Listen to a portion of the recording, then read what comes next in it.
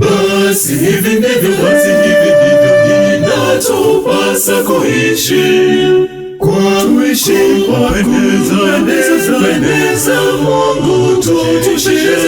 Tushirikiane,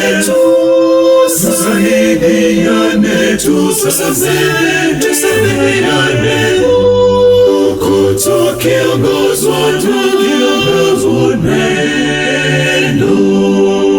Basi hivi ndivyo inatupasa kuishi, kuishi kwa kupendeza Mungu. Tushirikiane,